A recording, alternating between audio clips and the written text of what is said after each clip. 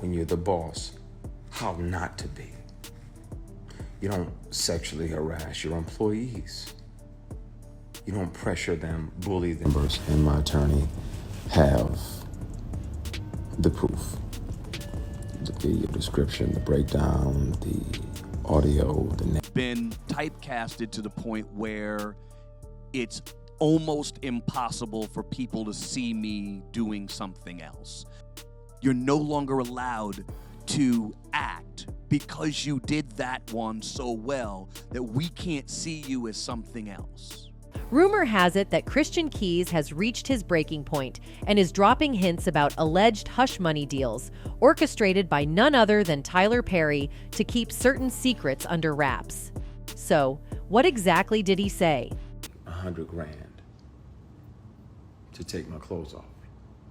He said, I don't even need to touch you. I just want to see you naked. I declined. Before we get into Christian Keys' comments, let's have a look at something that one of Tyler Perry's former associates said. Alfonso Ribeiro shaded Tyler Perry online Tuesday after someone on X suggested that Perry needs to revamp Ribeiro's career. I don't need or ever want that man to do anything for me, Ribeiro wrote back. Ribeiro's anti-Perry tweet came after he did an interview with Closer Weekly, where he admitted that his career took a hit after 6 years of playing Carlton Banks on The Fresh Prince of Bel-Air. Playing Carlton on Fresh Prince became a sacrifice, he said. I used to always say doing Carlton was the greatest and worst thing that ever happened to me. It was one of the greatest roles that I ever was fortunate enough to play. But it was also the role that stopped me from acting again because people couldn't see me as anything else. The sacrifice was not having an acting career anymore. You know, I'm loving what I'm doing. Yeah. The problem for me has always been that in terms of acting, most of the world can't get past. Ribeiro has moved away from acting in recent years.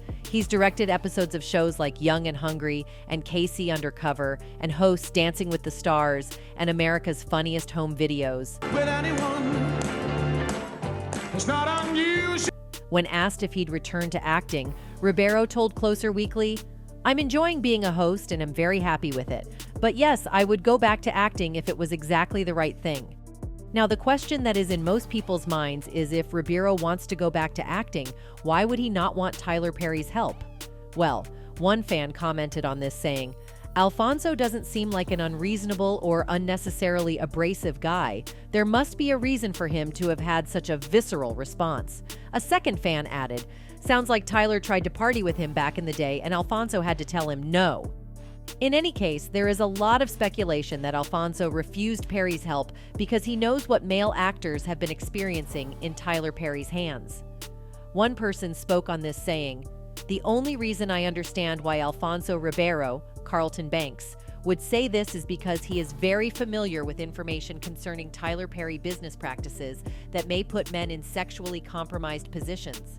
This person continued to say, "So you all need to keep in mind that Tyler Perry has paid off many people in Hollywood to keep their mouths closed, especially Christian Keys. Because after he went on this tirade about how he was tired of big Hollywood producers coming on to him, he all of a sudden retracted his statements because T. Perry wrote him a check for his services. So all we had was a disgruntled man coming on camera crying to his fans because he was either promised payments or a position somewhere that he didn't get from the onset of whatever sexual rendezvous he had with these big budget producers like T. Perry." For context, on the 16th of December, All the Queen's Men star Christian Keys broke his silence about years of alleged SA from a powerful billionaire in Hollywood he says tried to climb in bed with him and offered $100,000 to strip. If you thought that Diddy-ish was crazy, you don't even know. The actor spoke his difficult truth during an hour-long Instagram Live, where he revealed that he's resigned to taking the scenic route in his career after turning down alleged offers to take his clothes off for money or return to a private residence after auditioning for a role. "I didn't sell my soul or my A for success," he confessed. $100,000 to take my clothes off. He said, I don't even need to touch you. I just want to see you naked. I declined. He also claimed to have recordings of the misconduct dating back nearly 20 years. At some point soon, it's going to have to come out. I kept one of these on me since '05, he said, holding up a digital voice recorder pen. Whether it's a keychain recorder or a pen, because most predators would check your phone. Once the harassment started, I was like, I need to protect me. I'm saying no, and I don't want this person, as powerful as they are, to try to get in the way of my work. So I started recording.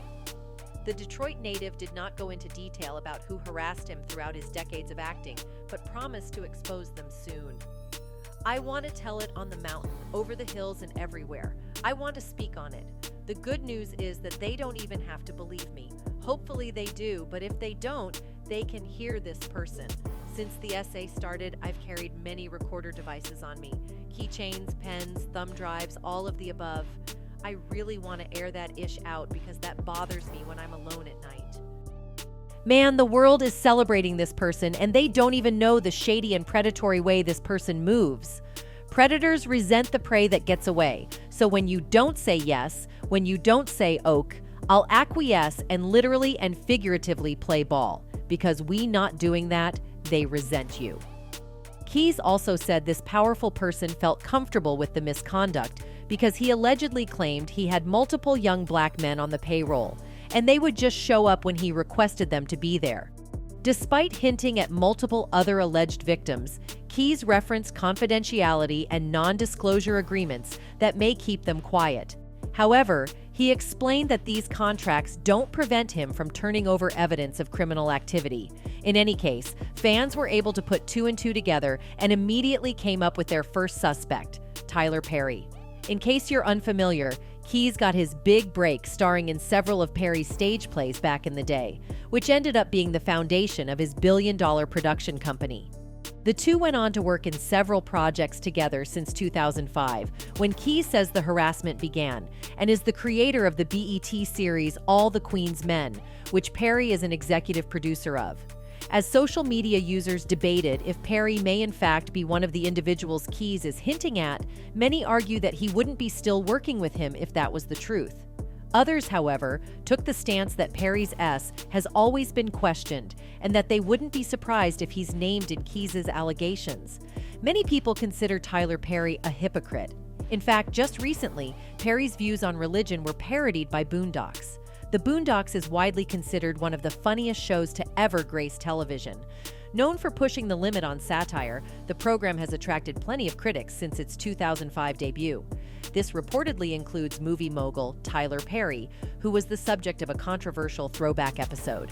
Created by cartoonist Aaron Magruder, The Boondocks revolves around two black boys, political enthusiast Huey and his impressionable gangster wannabe brother Riley. Originally from the south side of Chicago, the two wind up moving to a predominantly white suburb in the city to live with their granddad, Robert Jebediah, Granddad Freeman. The Boondocks follows the two as they navigate life in their new neighborhood. Across 4 seasons, it explored themes such as race and politics, all while providing plenty of punch and humor. It enjoyed a 9-year run on the air before ending in 2014. In 2010, the Boondocks ran an episode called Pause that riffed on Perry, the creator of Medea, an eccentric, gun-toting grandma who appears in several of his plays and movies. Granddad winds up getting cast in a play by Winston Jerome, who plays a character reminiscent of Medea. But the thing is, Jerome is a secretly gay man who doesn't really care about religion. He just uses it to shield his true. How can I further spread your message on cross-dressing? After the episode aired, numerous reports emerged claiming the episode had upset Perry. Supposedly, very soon after the Pause episode of Boondocks, Perry fired his entire staff in order to control any leaks of information. Rumors also have it that the Medea creator filed a lawsuit against Boondocks creator Aaron Magruder, but Perry denied any of that. Instead of elaborating on the topic, he said, "Just like the Spike Lee situation, I feel that no response is the best response. I'm just going to leave it at that. But I will tell you this. There is absolutely no truth to the rumor that I'm suing the Boondocks. Those are all lies. I'm not suing anybody over that. And I haven't fired anyone because of that show either. I don't know where all that came from." Despite denying it, the Los Angeles Times reported that Perry allegedly did take some sort of action over it. Sources told the outlet that he contacted Turner Broadcasting and complained loudly about the episode and even threatened to rethink his relationship with the company. Perry had several shows on the network's channel TBS at the time. The report mentions that the episode pretty much disappeared from airwaves after that. However, the outlet did not know whether the episode had been banned. Meanwhile, Carl Jones, one of the writers, producers, and actors responsible for bringing the Boondocks to life, recently revealed what actually happened. Talking about Winston Jerome, Jones describes how the character came about and why it made Tyler Perry so darn mad. Carl was even close to meeting Tyler Perry in person, but got shot down after an entertainer friend of his remembered his unspoken beef with the Medea creator. One time I was in Atlanta, and Michael Jai White, Spawn Blood and Bone, who I worked with on Black Dynamite, was shooting something for Tyler, and he was like, "You're in Atlanta, you should come by the set." And I was like, "All right, cool." Then we got off the phone and he called me back and he says, "On second thought, I forgot about that. No, don't come by the set." Jones goes on to talk about how they were able to convince Adult Swim to air the episode in the first place, and how the original script included a much more direct depiction of Tyler Perry, by actually giving his name to the gay cult leader who eventually ends up being called Winston Jerome. What was funny about that episode is originally the character's name was Tyler Perry, and he looked exactly like Tyler Perry. That was a rare moment where Adult Swim was like, "You can't do that." You know what I mean? They were being the responsible adult and said, "You can't use Tyler Perry's name. You can't make it look like Tyler Perry." So we found another name, which was actually his real name, and we got it under the radar. Born Emmett Perry Jr., Tyler Perry's birth name was discovered by creators over at the Boondocks, and they swapped it into their story, which, surprisingly, worked at first. So it got under the radar, and then about 2 weeks later, they caught it. That's when they called us kind of screaming at us like, "For real, you can't do that. Don't try to play games. You can't." Jones seemed to back down after that, changing the name and look of Winston Jerome to separate the fictional character from the very real F. Perry. Still, that didn't stop Perry from connecting the dots, and eventually, the Hollywood heavyweight gave Adult Swim a call, personally. Tyler himself called, and said, "You guys better not." Yeah. And at the time, he had a lot of shows at TBS. Anyway, as for Christian Keyes, as soon as he hinted at revealing the names of the elite involved, he abruptly changed course and dropped the story altogether. This sudden shift left some fans wondering, did Perry offer Keyes hush money to keep him silent? In an era in which Diddy can throw a Gibraltar-sized bag at Cassie to keep her quiet, many folks believed from jump that Keyes leveled these allegations strictly to secure a bag.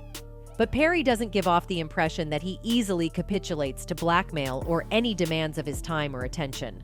Perry has also endured speculation throughout his entire career, so either he wanted to shut Keyes up via a copious number of Benjamins, or this billionaire wasn't about to let one of his lil actors strong-arm him into speaking out on the topic after decades of keeping quiet about it. Or perhaps Keyes was never talking about Perry at all. Regardless, Perry never gave off that he was publicly bothered by any of the speculation, as he continues working behind the scenes to release atrocious films that we all watch anyway. But if Keyes wasn't talking about Perry, he did a terrible job of absolving his name. But despite it all, Tyler Perry isn't entirely innocent. His name has been mentioned by one too many actors who claim he, in one way or another, took advantage of them. In fact, some straight actors are claiming he's pushing them into gay roles, and it's messing with their jobs. So actor and voice coach Brandon Jay spilled the tea on TikTok, sharing that filming just one episode of Perry's Meet the Browns was the toughest gig ever. According to Jay, a day on Perry's set is like a week's worth of shooting elsewhere. And if that's not enough, he says Perry's notorious for throwing last-minute script changes at the actors, making them memorize on the spot. Jay, who auditioned for the role of Jeffrey, a bullied high school dude, spills it all. So get this, the actor caught on to Tyler Perry not vibing with the original script, and that meant everyone had to scramble to learn new lines on the spot, all chosen by the big boss himself. According to Jay, Perry went full-on impromptu, rewriting the entire script right there and feeding the lines to the actors. And get this, if you didn't catch on quick, Perry would drop the "you're fired" bomb, but it doesn't stop there. As Jay hustles to get those new lines down, Perry decides, out of the blue, that Jay's character is going to be gay and crushing on his high school bully. Yep, not what Jay signed up for at his audition. Perry drops the bomb like, "I want Jeffrey to be gay and have a crush on his bully." Crazy, right? In the second part of the saga, Jay spills that his first reaction was to hit up his agent, who basically said, "You don't have to take this if you're not cool with it." But after some serious pondering, Jay decided it was a chance he didn't want to miss out on. So, despite Perry throwing in a last-minute twist and making the character gay, Jay went ahead and played the role. It seems when he is not busy having shady relations with men, Tyler Perry is busy emasculating them, or at least that's what Dave Chappelle believes. In a 2006 interview with Oprah Winfrey, Dave Chappelle threw out a question: why do we see so many black actors creating and playing female characters? When I see that they put every black man in the movies in a dress at some point in their career, I'll be connecting them down, like why all these brothers have to wear a dress? Chappelle dropped some bombshell revelations about how he was once approached to don a dress for a movie alongside Martin Lawrence. He wasn't feeling it at all, and made it clear to the producers that it didn't fit the scene's context. However, they persisted, citing examples of other successful actors who had done the same and reaped rewards. Now, Dave wasn't against the idea of wearing a dress on principle, but he saw right through the industry's shady tactics. He felt like they were trying to pigeonhole black artists into doing whatever it took to make it big, and they kept badgering him until they finally realized he wasn't about to budge an inch. This whole ordeal was a real eye-opener for Chappelle. It took being pressured to put on a dress for him to see the bigger picture, that this wasn't just his struggle. Turns out plenty of other black men had been in the same boat, from Martin Lawrence strutting his stuff in Big Mama's house to Eddie Murphy's transformations in the Nutty Professor series, and Jamie Foxx's unforgettable stint as Wanda on In Living Color. The list goes on. And let's not forget the Wayans brothers' comedic take in White Chicks. But amidst all this, Tyler Perry takes the cake. Not only is he a heavyweight in entertainment, but he's also got major sway, even in some conservative circles. His Madea franchise, it's not just successful, it's practically iconic.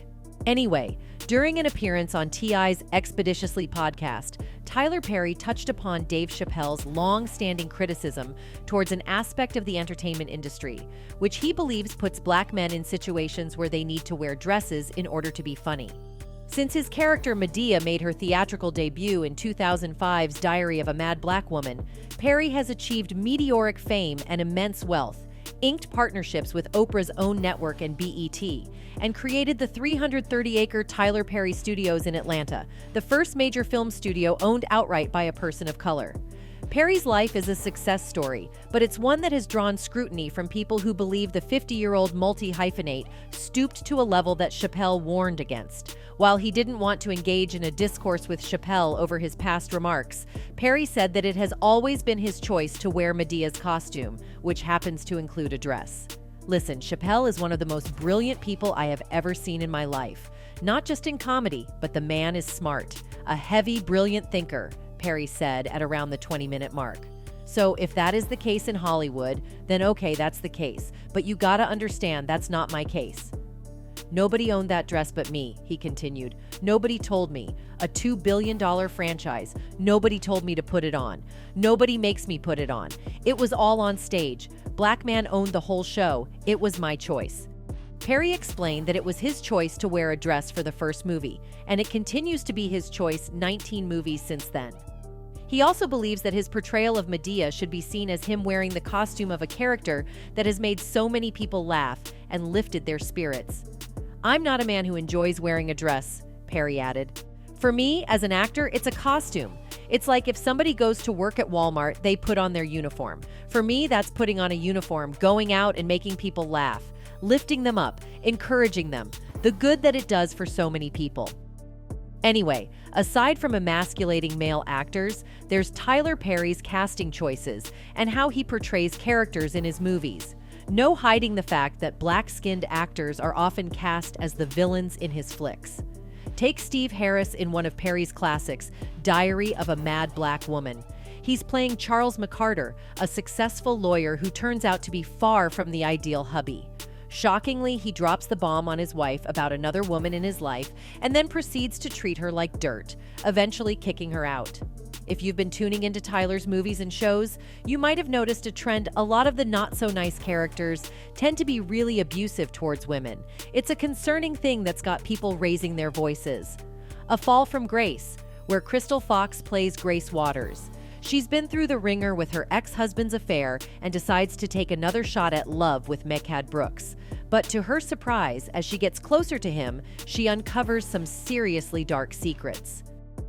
Grace's journey takes a twisted turn into love, betrayal, and the aftermath of people's choices.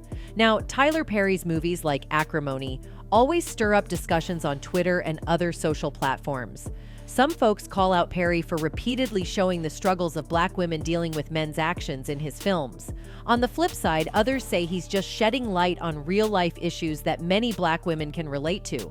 So, debates are flying, highlighting how Perry's storytelling gets people talking about some pretty important stuff. In any case, when he is not leading men in playing emasculating roles, Tyler Perry has a knack for blackballing actors who do not cooperate with him. And this was the case for comedian Monique. She spilled the tea recently on the Club Shay Shay podcast about how Tyler Perry cost her and her family tens of millions of dollars over a rumor he started about her. She recounted the whole situation, saying that Tyler told her he'd never do anything to hurt her, but then later admitted to starting a false rumor that she was difficult to work with. Monique didn't hold back, expressing her frustration and disappointment, especially after Tyler's initial denial. This drama started way back in 2009 when Monique starred in Precious, a movie produced by Oprah and Tyler Perry and directed by Lee Daniels. The real beef kicked off when Oprah and Tyler decided Monique should hit the press circuit for the film without any paycheck. Monique wasn't having it and straight up said it wasn't part of her contract. According to Monique, she only got a measly $50K for the whole movie, which was barely enough. Now they wanted her to jet around the world promoting the film for free, not on Monique's watch. But Oprah and Tyler didn't take her refusal well at all. Instead, they started trashing her reputation in the industry, spinning a narrative about her being difficult to work with. Monique spilled the tea, saying Tyler Perry told her, "You may want to consider promoting this film because if you get nominated for an Oscar, your next film is $3 to $5 million. And if you win it, your next film is $6 to $8 million. Monique was like, "Hold up, I'm a Black woman. Where are they paying those salaries, brother?" She straight up told Tyler, "I can't work for free. I've done what I was supposed to do. I can't go overseas and do this for free." Their back and forth continued, with Tyler saying he doesn't believe in giving money away for free, and Monique firing back, "I don't believe in working for free, so we on the same page?" It's a classic case of clash in values, and Monique wasn't backing down. He goes on about his spiel, I said, well, listen, you can write me the check for me to go overseas. I don't care where the money comes from, but I'm not going to do it for free. I don't believe in giving money away for free. I said, I don't believe in working for free, so we're on the same page. In any case, it is clear that some sketchy stuff is happening at Tyler Perry Studios. But until someone speaks out like Monique did, it's all just rumors. Monique calling out issues brought attention to what's going on behind the scenes, making people think about what's really happening. It's a reminder that fame and power can sometimes lead to murky situations. And until we hear more, it's hard to know what's really going on. Anyway, that's it for this video, folks. Bye.